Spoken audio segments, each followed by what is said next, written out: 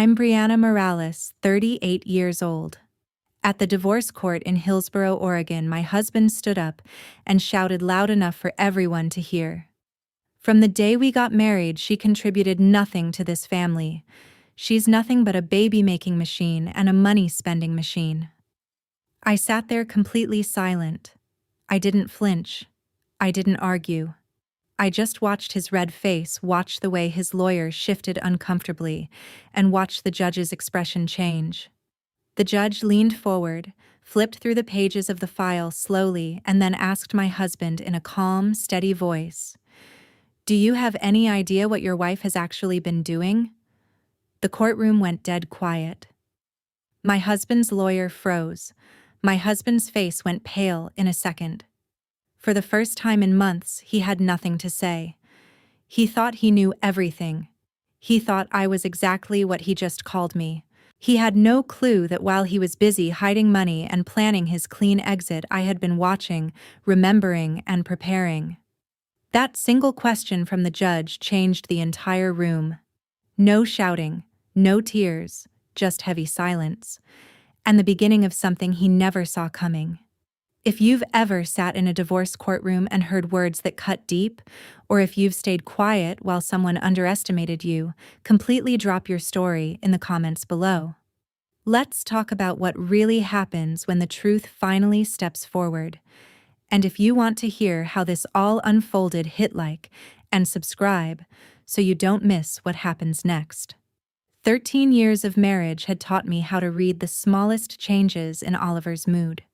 He was 40, a software engineer pulling in a good salary at a tech firm just outside Portland, while I managed our home and our son in the quiet suburbs of Hillsboro.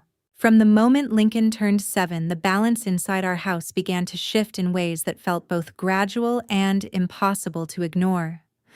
Oliver had always been the one who brought home the paycheck. That role never changed. What changed was the way he spoke to me when he walked through the door. If dinner wasn't waiting exactly when he wanted it, he would push his plate aside and say things like, "I work all day so we can live like this, and the least you could do is keep the food hot." His tone stayed level, but the disappointment landed like a weight. I learned to time every meal, yet even perfect timing wasn't enough. One night the chicken came out a little dry because Lincoln needed extra help with his math. Oliver shook his head and muttered, "If you spent less time babying the kid and more time actually contributing, maybe we wouldn't eat like this every night." I never answered back. I simply cleared the table, helped Lincoln finish his workbook, and stored the remark away in the same place I kept track of his school projects and soccer practice times. My son was only 7 then, but he already picked up on the tension. He would glance between us with those wide eyes, and I would smile softly and tell him, "Finish your page, sweetheart, then we can read that chapter book together." I hated that he had to feel the chill in the air so young. Over the following years, the criticisms grew more frequent and more personal. Oliver started bringing his company laptop home almost every evening. He would set it on the kitchen counter while I washed dishes, then step out onto the covered porch for long phone calls. I could hear the low murmur of his voice through the glass door, but I never asked who was on the other end. Instead, I stayed focused on Lincoln, helping him practice spelling words at the dining table or packing his lunch for the next day. When Oliver came back inside, he rarely explained anything. He would simply grab a beer from the fridge and comment, "You wouldn't understand the pressure I'm under at work. At least you get to stay home?" Each remark chipped away at something quiet inside me. I let them pass without reaction. I kept my face calm and my voice even while I continued the daily routines that held our household together. Mornings meant waking Lincoln, making breakfast, driving him to school along the familiar Hillsboro streets. Afternoons meant errands, laundry, and helping with homework. Evenings meant cooking, listening, and staying one step ahead of whatever mood Oliver carried home with him.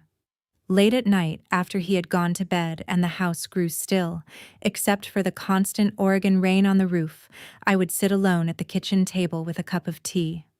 The loneliness settled in then. I would stare at the dark windows and wonder how long I could keep carrying everything without letting the cracks show. There were evenings when Oliver's frustration spilled into small, ordinary moments.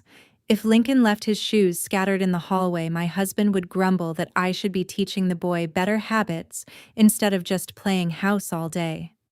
If the laundry wasn't folded precisely the way he preferred, he would sigh and say, "I bring in the money and you can't even handle the basics."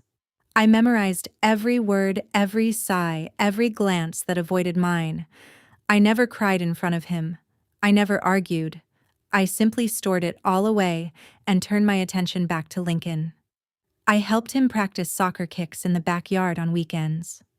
I listened patiently while he read aloud from his favorite books. I made sure he felt safe and loved even when the space between his parents felt colder. Oliver never raised his voice to the point of shouting.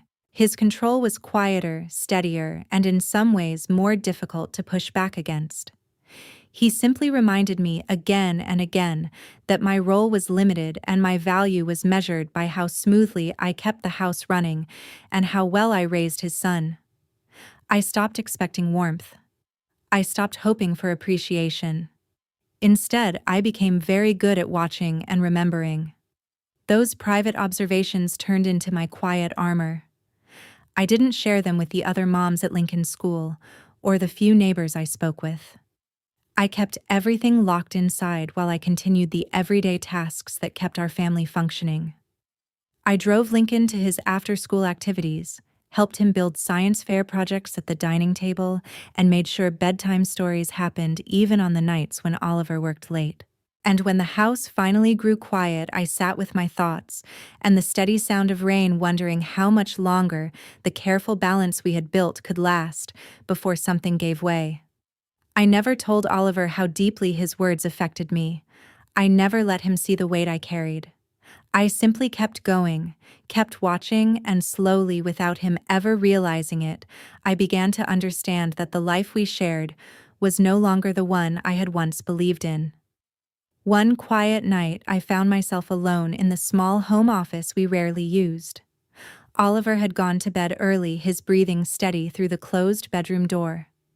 The house was silent except for the faint hum of the refrigerator. On the desk sat his company laptop, left open with the screen still glowing because he had forgotten to lock it. I wasn't looking for anything. I simply wanted to move the device so I could dust the surface. But when I touched the trackpad, the screen brightened fully and an email inbox filled the display. The most recent message was still open. It was addressed to Kendra Ramirez, a financial consultant whose name I had never heard before. The subject line mentioned asset restructuring ahead of court proceedings. My stomach tightened, but I did not panic. A wave of fear rose inside me, sharp and cold, yet it was quickly followed by something steadier, a clear, quiet resolve. I read the lines carefully. Oliver had written about moving significant sums through Robinhood accounts and setting up separate structures to protect certain holdings before any formal divorce filing. The language was careful, professional, and unmistakably intentional. He spoke of clean separation and minimizing exposure. My hand stayed steady as I took several screenshots, making sure every detail was captured.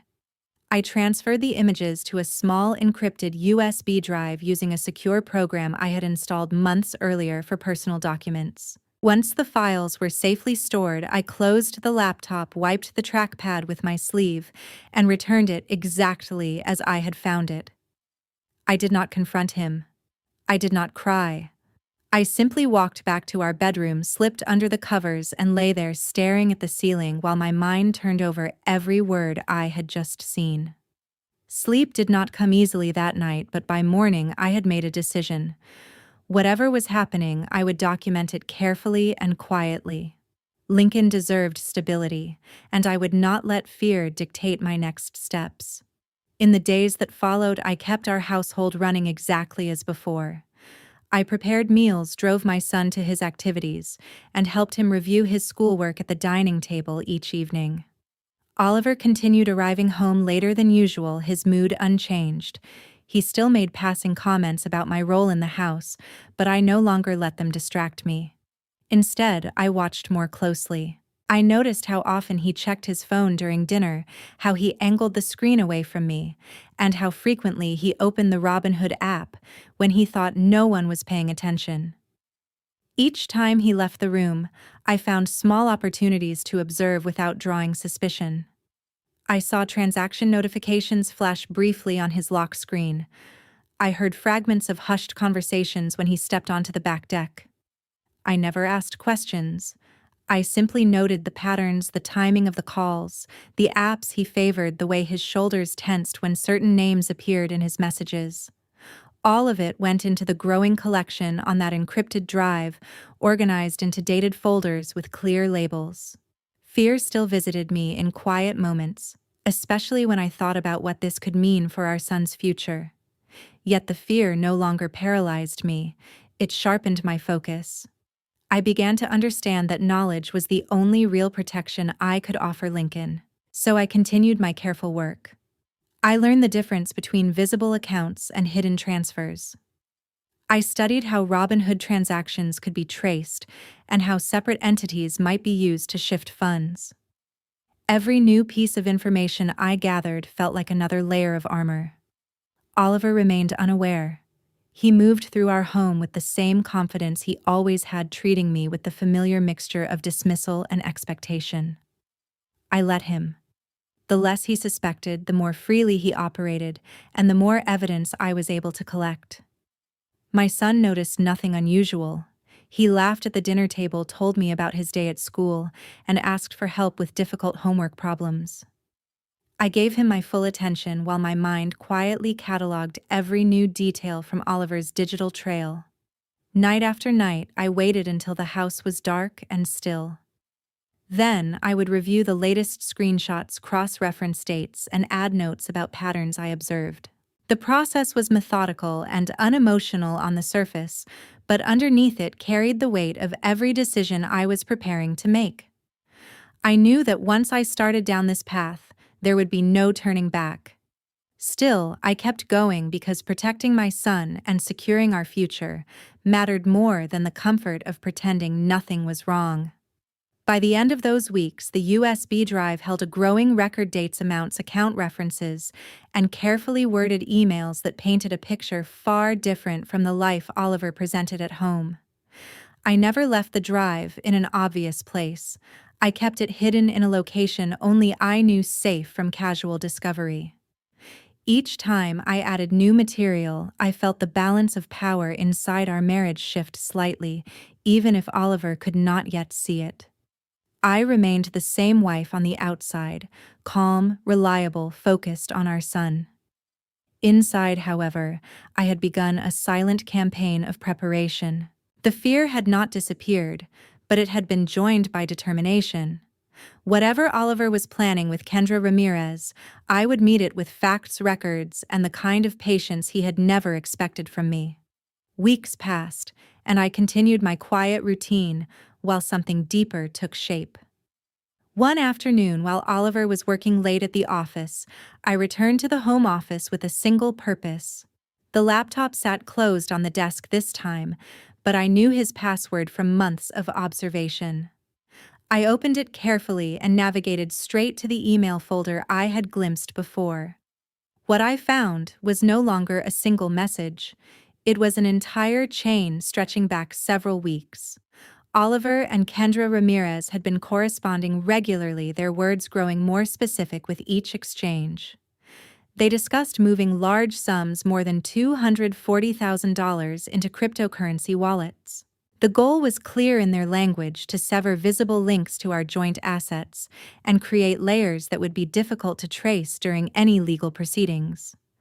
They talked about timing the transfers to coincide with upcoming court dates and using separate accounts that would appear unrelated on paper. I sat alone at the desk, the afternoon light slanting through the blinds, and read every line. My pulse quickened, but I kept my breathing even. Fear coiled tight in my chest at the thought of Oliver discovering me there, yet a stronger feeling pushed it aside: the absolute determination to shield Lincoln from whatever storm was coming. I did not cry. I did not allow anger to cloud my thinking.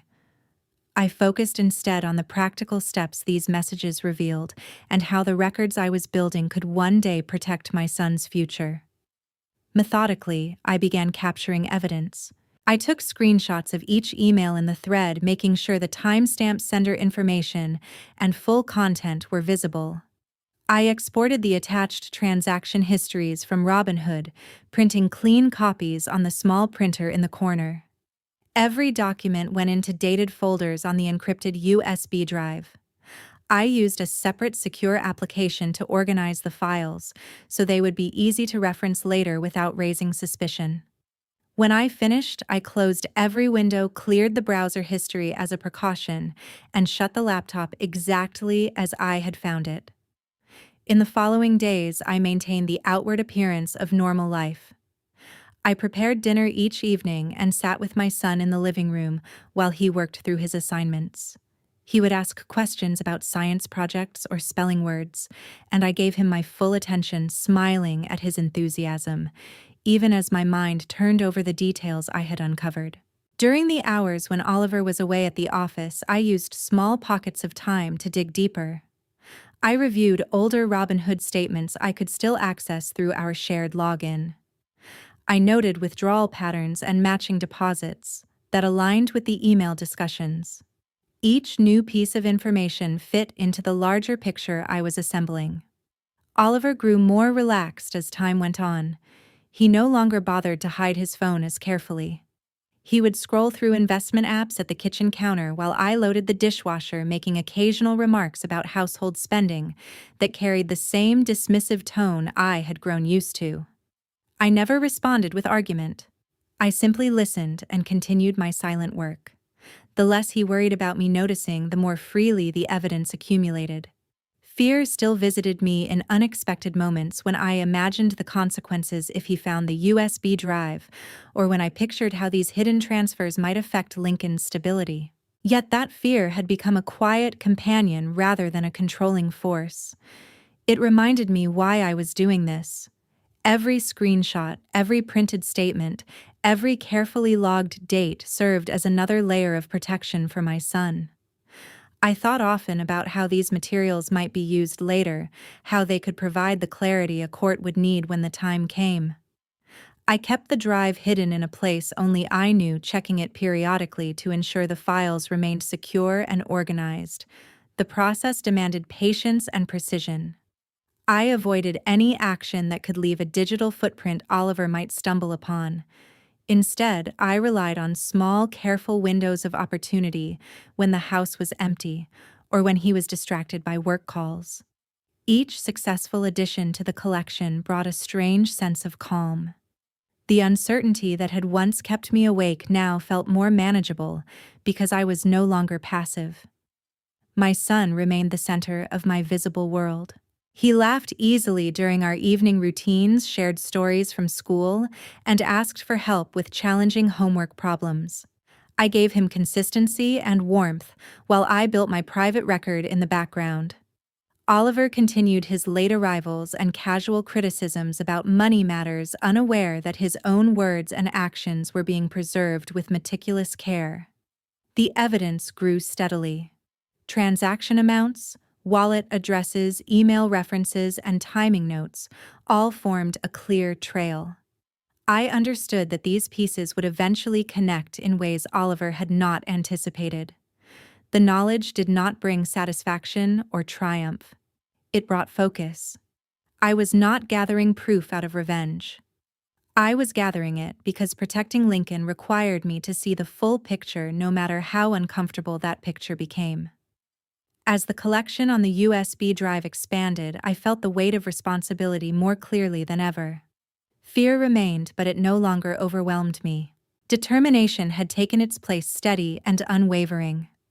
Whatever Oliver and Kendra Ramirez were planning with those cryptocurrency transfers, I would meet their hidden moves with documented truth. The quiet work continued, methodical and unseen, while our daily life flowed on as if nothing had changed. The next step felt both necessary and heavy. One afternoon, while the house was quiet, I stepped into the home office and placed a short call to Andrew Kim, a former colleague from my accounting days. His voice was calm and professional as always. He listened without interruption while I described the situation in careful terms, then gave me precise guidance on gathering complete transaction histories and supporting documentation. He emphasized the importance of maintaining a clean chain of custody for anything that might later be presented officially. Following his instructions, I began organizing the materials I already had into a more structured format. At the same time, I signed every document Oliver brought home for the divorce proceedings. I reviewed each page thoroughly but offered no objections, no questions, no hesitation. My lack of resistance seemed to reassure him. He started leaving the papers on the kitchen counter with a satisfied expression, clearly believing I had accepted the inevitable. The more readily I agreed, the more confident he became that the process would unfold exactly as he expected. Through my own attorney, I also filed a discreet request for a financial audit with the Oregon court. The filing was handled quietly and entirely within legal boundaries, using proper channels that would not alert Oliver or his representatives. The paperwork described the need for a neutral review of asset movements without revealing the full scope of what I had discovered. Once the request was submitted, a small sense of relief settled over me, even as worry continued to linger in the background. For the first time, I had a clear plan, a structured path forward that went beyond simply collecting information. In the evenings, I maintained our familiar household rhythm. I prepared dinner and sat with my son in the living room while he worked on his assignments. He would lean over his notebook asking for help with a difficult problem, and I would guide him patiently, keeping my voice steady and my focus on him. Those moments grounded me. They reminded me exactly why every careful action mattered. After he went to bed, I returned to the home office for a short time each night. I reviewed the organized files, added brief notes about dates and patterns, and double-checked that everything remained secure and properly labeled. The work was meticulous and undramatic, yet it carried the weight of every future decision. Oliver continued his daily routine without any sign of suspicion. He left for the office at the usual time, returned in the evening, and moved through the house with the same casual authority he had shown for years. He made occasional comments about household expenses or my management of daily tasks, but I responded with the same quiet compliance I had adopted weeks earlier. My agreement seemed to satisfy him completely. He no longer double-checked whether I had read the divorce papers. He simply assumed the matter was progressing in his favor. The contrast between my outward calm and my inner state was sharp. Worry still surfaced in quiet moments when I imagined the possible outcomes or considered how Lincoln might be affected if everything went wrong. Yet alongside that worry sat a growing sense of clarity. Having a defined plan reduced the feeling of helplessness. Each signed document, each filed request, and each updated note brought me closer to a position where the truth could be presented clearly and fairly under Oregon law. I was careful never to leave any trace of my additional work where it could be discovered. The files stayed protected, and my attorney maintained strict confidentiality. Andrew Kim had stressed the importance of following proper procedures so that nothing could be challenged later on technical grounds. I followed his advice, exactly treating the entire process with the same precision I once applied to financial reports in my previous career. My son remained unaware of the deeper currents moving beneath our daily life. He continued to share stories from school, laugh at small jokes during dinner, and ask for help with homework. I gave him my undivided attention during those hours, making sure he felt secure and loved. The consistency I provided on the surface helped steady my own nerves. It turned the waiting into something purposeful rather than passive. As the days progressed, the relief I felt after filing the audit request grew steadier. The worry had not vanished, but it no longer dominated my thoughts. Instead, I focused on the next logical steps, trusting that the preparation I was doing would serve its purpose when the time came. Oliver's continued confidence only reinforced my resolve. The more he believed I had surrendered, the more space I had to complete my quiet arrangements. The balance inside me had shifted. Fear and determination now existed side by side, each serving a role. Fear kept me cautious and thorough. Determination kept me moving forward. I understood that the legal system in Oregon required clear evidence and proper filings, and I was ensuring that everything would meet those standards. My son's future depended on it, and that knowledge gave me the strength to continue. Evening after evening, I sat with Lincoln in the living room, helping him through his schoolwork, while the larger plan advanced in the background. The ordinary moments anchored me. They reminded me that the goal was not confrontation, but protection. Oliver moved through his days oblivious, signing papers and making plans, while I quietly built the foundation that would allow the full picture to emerge at the right moment. The courtroom in Hillsborough was smaller than I expected, with plain wooden benches and fluorescent lights that cast a flat, unforgiving glow. We had reached the formal hearing. Oliver sat at the table to my right, his lawyer beside him, both dressed in dark suits that spoke of preparation and confidence. I sat alone on the left side, my hands folded quietly in my lap. When the judge called the session to order, Oliver wasted no time. He leaned forward, his voice rising with clear frustration as he addressed Judge Sterling directly. He listed every household expense he could think of, claiming I had mismanaged the family budget for years. He spoke about responsibility, about the weight he carried as the sole earner, and about how my role in the home had fallen short of what he believed was fair. His words were sharp and rehearsed, painting a picture of imbalance and neglect. Each accusation landed with practiced indignation, his hands gesturing to emphasize points about financial strain and unmet expectations. I remained completely still. My face showed nothing. Inside, however, every nerve was alert. I had waited for this moment. I had prepared for it through long nights and careful documentation. Now I simply listened as Oliver built the case he thought would end things cleanly in his favor. Judge Sterling listened without interruption, at first his expression neutral as he made occasional notes. When Oliver finished his statement, the judge turned his attention to the folder in front of him. He opened it slowly, flipping through pages with deliberate care. The room grew quieter. Then he picked up a thicker document, the audit report prepared under Andrew Kim's direction, and began to read selected sections aloud. The change in atmosphere was immediate. Judge Sterling's voice remained calm, but the content of what he read shifted everything. He described undisclosed cryptocurrency transactions totaling substantial amounts. He noted accounts that had been moved through Robinhood and layered into separate wallets without proper disclosure. He highlighted dates that aligned with the period leading up to the filing and pointed out the absence of these assets in the financial summaries Oliver had submitted. Oliver's lawyer sat very still. His pen stopped moving. Oliver's face, which had been flushed with conviction only moments earlier, drained of color. His mouth opened slightly, but no sound came out.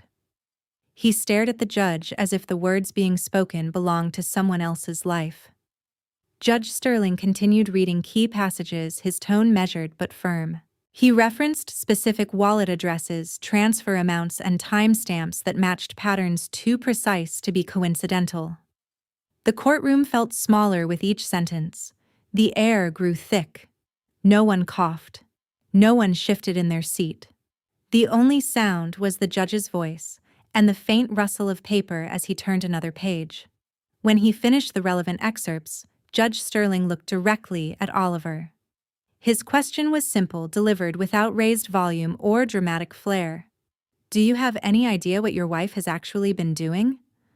The silence that followed was absolute. Oliver's lawyer opened his mouth, then closed it again. He glanced at his client, but Oliver offered nothing in return.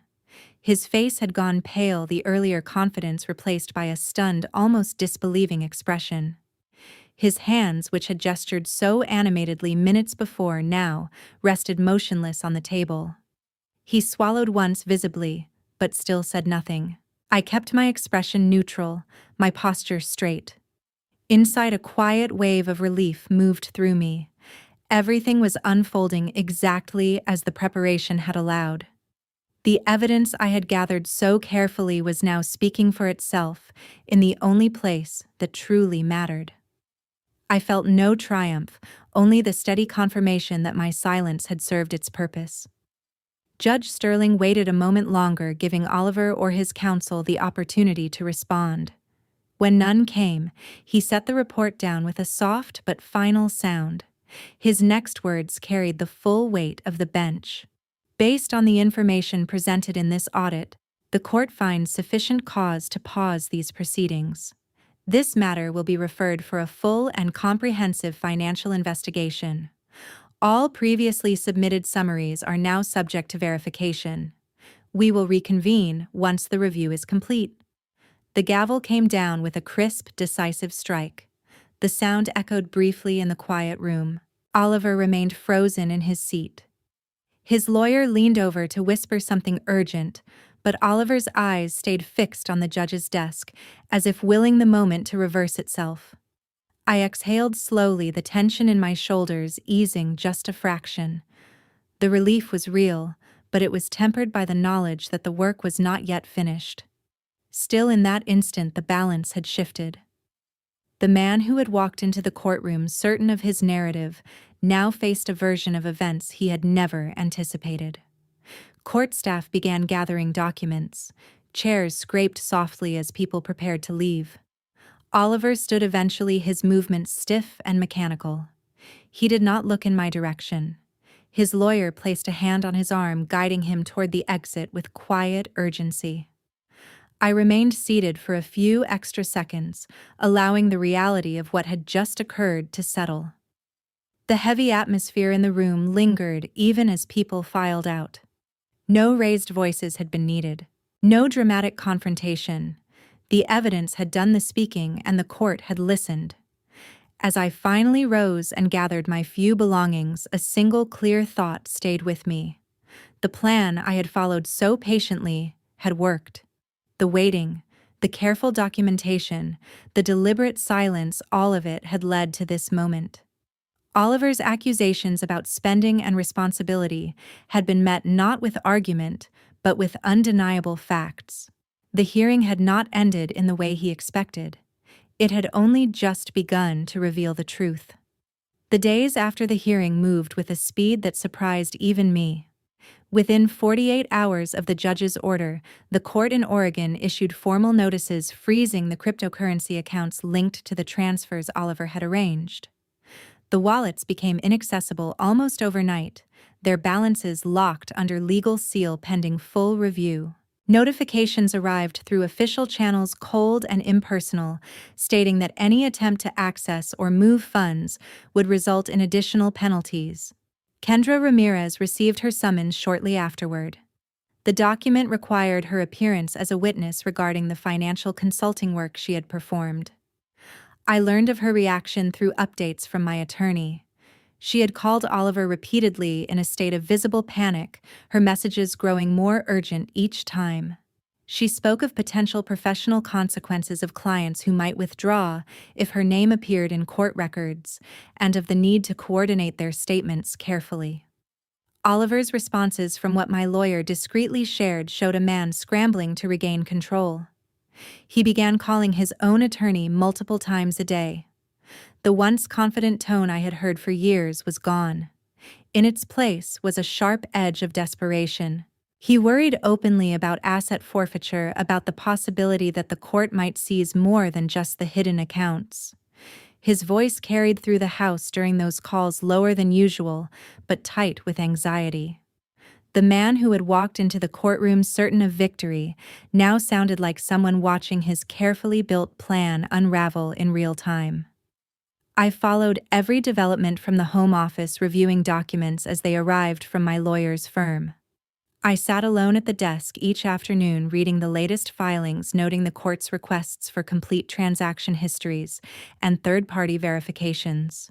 The process felt methodical and inevitable. Oregon law allowed for such freezes when there was reasonable suspicion of undisclosed assets, and the audit report had provided more than enough grounds. I made careful notes, organized the incoming paperwork, and ensured nothing was overlooked. Even as the legal machinery turned, I kept our home life steady for Lincoln.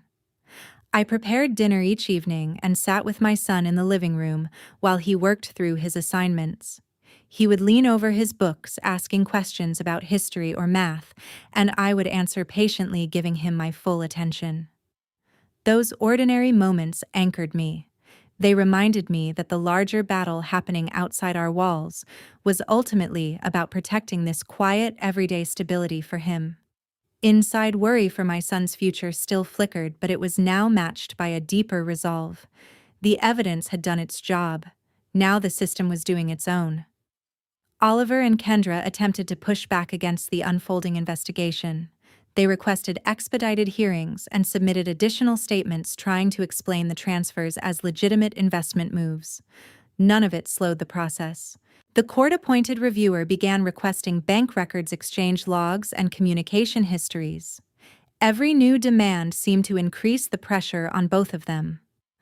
Oliver's face when he was home no longer carried the casual dismissal I had grown used to. It showed exhaustion and a dawning realization that the situation had moved far beyond his control. Kendra's panic became more evident in the frequency of her attempts to reach him. She left messages that grew increasingly agitated, speaking of reputational damage and the need for a united front. Oliver would listen to the voicemails in the hallway, his shoulders tense, pacing as he tried to formulate replies that sounded composed. I never commented. I simply continued my routine, cooking meals, helping Lincoln with schoolwork, and reviewing the latest court updates in private. The investigation itself followed standard Oregon procedures for equitable distribution cases involving potential concealment. Independent auditors examined the cryptocurrency wallets, tracing the flow of funds through multiple layers. Each step revealed more connections, more timing patterns that aligned too closely with the divorce timeline to be coincidental. Oliver's lawyer filed objections arguing procedural technicalities, but the judge upheld the original order. The freeze remained in place, and the review continued. Through it all, I felt the shift inside myself. The quiet relief I had experienced in the courtroom had solidified into something steadier. Worry for Lincoln still existed. He was innocent in all of this, and I wanted to shield him from the tension, but it no longer paralyzed me. Instead, it fueled a clear-headed determination. Every document I reviewed, every update I received reinforced that the choices I had made in silence were protecting our future. Oliver's desperation showed in small, telling ways. He spent longer hours away from home, returning only to take calls in the backyard or stare at his phone with furrowed brows. The man who once criticized my spending now seemed consumed by the fear of losing far more than money.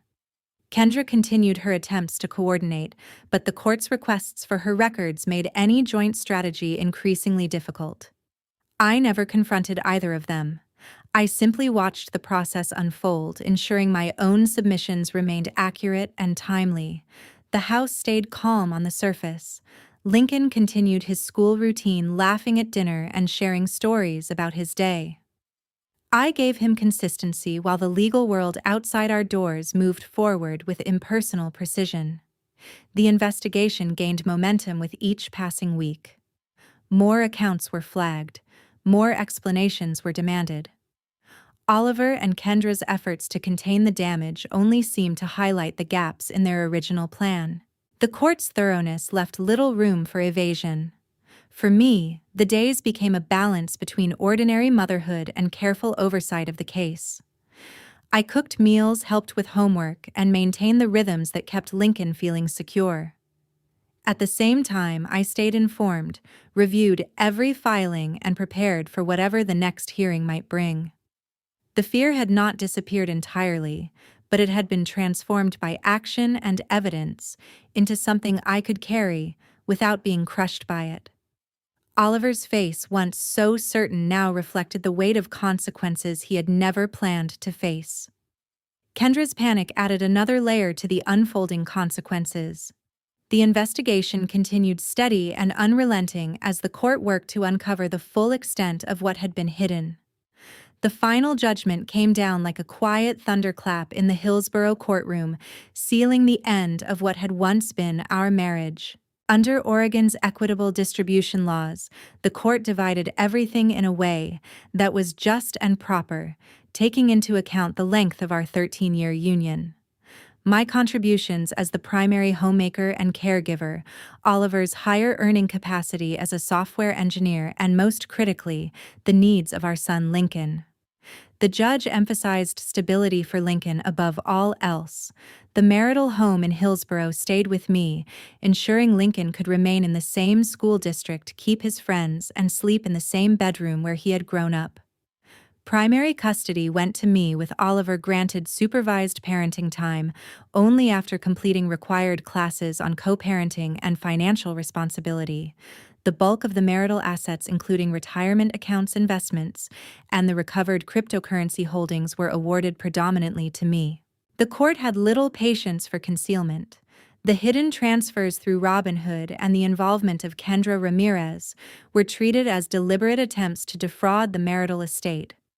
As a result, the value of those undisclosed funds was offset heavily against Oliver's share, leaving him with far less than he had anticipated. I walked out of that courtroom not triumphant in a loud way, but with a deep, steady sense of resolution. From that day forward, I severed every thread connecting us. No texts, no calls, no emails. I blocked Oliver and Kendra Ramirez on every platform, changed the house locks, and updated security codes. There were no final conversations, no apologies sought, or offered, no attempts at closure. What had been broken could not be mended with words. Oliver tried once through his attorney to request a meeting to discuss Lincoln's schedule, but my lawyer responded with a single line: all communication would go through counsel. That was the end of direct contact. The repercussions unfolded steadily, almost inevitably. Oliver's professional life began to unravel. Word of the financial misconduct spread quietly through his industry circles in Portland's tech scene. Colleagues who had once respected his expertise now questioned his integrity. A software engineer caught manipulating assets raised red flags for employers who dealt with sensitive data and client trust.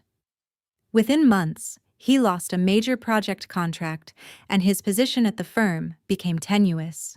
He faced mounting legal fees, court-ordered payments for my attorney costs, and the forensic accounting that exposed the scheme, and penalties that ate into what remained of his resources.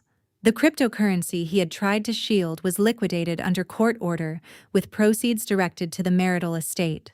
Long-term financial strain became his reality: reduced income, damaged credit from unpaid obligations, and the shadow of potential future sanctions if any further discrepancies surfaced. He moved into a small apartment on the outskirts of Beaverton, a far cry from the comfortable life he had known. Kendra Ramirez fared no better. As the financial consultant who facilitated the transfers, she faced a civil lawsuit for aiding in the concealment of marital assets. The suit sought damages for breach of fiduciary duty and fraud, and though it did not reach criminal levels, the professional fallout was severe. Her consulting practice suffered as clients distanced themselves, wary of associating with someone implicated in divorce-related misconduct. She settled out of court for a substantial sum, but her reputation in the financial advisory community took a lasting hit. In the weeks that followed the judgment, I focused on rebuilding. The house felt different now, lighter somehow, as if the air itself had been cleared. I rearranged furniture in the living room, moved Lincoln's artwork to more prominent spots on the walls, and planted new flowers in the front yard. Lincoln adapted faster than I expected. At 10 years old, he sensed the shift without needing every detail explained. We talked about the changes in simple terms. Mom and Dad won't live together anymore, but we both love you the same. He asked questions when they came, and I answered honestly but gently. Together, we prepared for the new school year, shopping for supplies, updating his backpack, and planning his soccer schedule. He chose a new lunchbox with his favorite team logo, and I watched him pack it with care, a small symbol of normalcy returning. Sitting alone in the living room one evening after Lincoln had gone to bed, I let the quiet settle over me. The weight that had pressed on my chest for so long had lifted, not gone entirely, but manageable. I felt relief, yes, but also a quiet strength I hadn't known I possessed. I had protected what mattered most: our son's future, our home, our peace. There were moments of doubt along the way, nights when fear whispered that I might lose everything, but I had chosen observation over reaction, preparation over confrontation. That choice had made the difference. This story carries a clear lesson for anyone facing the end of a marriage. Silence can be powerful when it is paired with diligence. Watch carefully, document thoroughly, and protect yourself and your children with facts, not fury. Divorce is not about revenge, it's about fairness and safeguarding what remains. In Oregon, as in many places, the law favors transparency and punishes deception. Harshly hidden assets rarely stay hidden, and the consequences can echo for years. Oliver and Kendra learned that the hard way. Their attempts to rewrite the financial narrative only ensured a harsher outcome. For me, the real victory isn't in what was taken from them, it's in what was preserved for us. Lincoln deserves a stable home, a mother who is present and strong, and a life unburdened by secrets. I remind myself daily to stay vigilant, not out of bitterness, but out of love for him. Life moves forward one ordinary day at a time. School drop-offs, homework, help, weekend games, quiet evenings. And in those moments, I know I did what was necessary. If you've walked a similar path, discovering betrayal, gathering strength in silence, emerging on the other side, know that you are not alone. The truth has a way of surfacing when you give it room to breathe. Trust the process, trust yourself, and hold tight to what truly matters. In the end, fairness prevails and healing begins.